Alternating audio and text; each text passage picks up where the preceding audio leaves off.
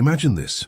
You're in the middle of a sentence, you finally organized your thoughts, you started speaking clearly, and then someone cuts you off, as if what you were saying had no weight, as if you weren't even there.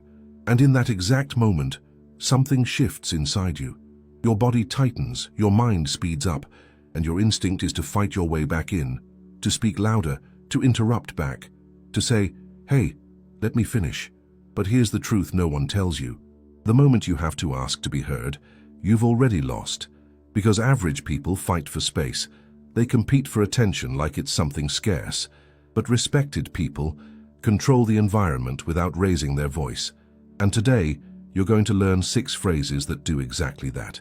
These aren't comebacks, they're psychological tools, silent strategies that make the other person stop, step back, and realize, without you saying it directly, that they crossed a line. And number 5, and sounds polite on the surface, but in reality it hits their ego hard. If you're tired of being ignored, talked over, or treated like someone easy to dismiss, pay close attention, because after this, you won't react the same way again. The Stoics understood this long before we did. Marcus Aurelius wrote about maintaining composure, even when everything around you is chaotic. Epictetus taught that it's not what happens to you that matters, it's how you respond. And being interrupted is the perfect test of that, because when someone interrupts you, it's not about you, it reveals them, their impatience, their impulsiveness, their lack of control. But most people make the mistake of reacting on that same level. They jump into the conflict, raise their voice, try to reclaim space through force, and in doing that, they lose authority, because authority doesn't come from volume, it comes from control. So, understand this. You're not going to fight for space anymore. You're going to control the rhythm. Phrase 1, I can see you have something to say. Go ahead, I'll wait. This sounds simple, but it completely shifts the dynamic. You're not reacting. You're not confronting. You're slowing things down. And by doing that, you break their pattern. They expect resistance, they expect a fight, but instead, they get calm. And calm in this context is not weakness. It's control. It sends a subtle message.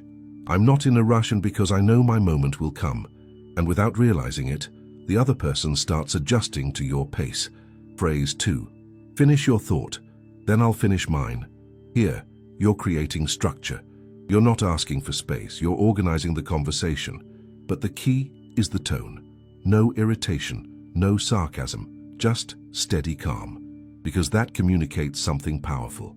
I respect you, and I expect the same in return. And in any social setting, that elevates you instantly, because the person who sets the frame holds the power. Phrase 3. Now here's something different. This isn't a phrase, it's a behavior, the hard stop. Someone interrupts you. You stop immediately. No sigh, no eye roll, no visible frustration, just silence. And you look straight at them. That silence will feel heavy, too long, too awkward, too uncomfortable. Good. That's where the power is. Most people can't handle silence. They rush to fill it, they stumble, they lose their train of thought. And when that happens, you wait 1 second and calmly say, as I was saying, clean, controlled, unshaken. In that moment, their interruption becomes irrelevant, just noise that passed by. If this is already shifting the way you see things, then this is exactly the kind of mindset you need to build daily. Subscribe to Stoic Spring, because your life improves when you learn to control your emotions and act with maturity, especially in moments where most people lose control. Phrase 4. Did you jump in because you thought I was done? Or because you didn't want to hear the rest? This is precision, because you're not accusing, you're asking. But the question creates awareness. It forces the other person to reflect instantly, and most of the time, they'll backtrack. No, sorry, I thought you were finished. And just like that, you regain control, without escalating anything. Phrase 5. Pay attention to this one. I'm going to pause you for a second. I wasn't finished yet. This one is different, because you're not avoiding interruption. You're taking control of it. The word pause is everything. Think about it. Who controls a video? The one who presses pause.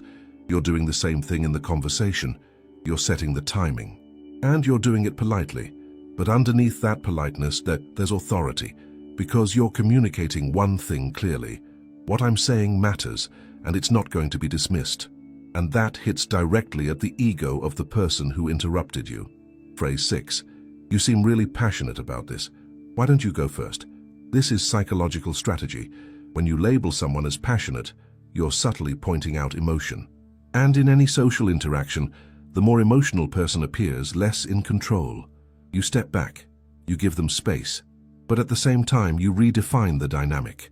You let them talk, expand, lose structure, and then you step in when the room is quieter, more attentive, more receptive, and that's when your words land with weight.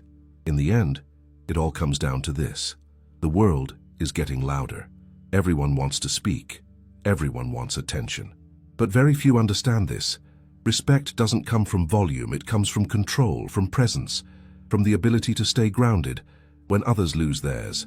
When you master this, you don't just stop being interrupted. You change how people perceive you. If you want to keep evolving at this level, subscribe to Stoic Spring, because when you build this kind of internal control, your life improves. You gain clarity, peace, and a level of maturity that most people never reach. And comment the word respect below, because that marks the moment you stop competing for attention and start commanding presence. Speak less, but make every word carry weight.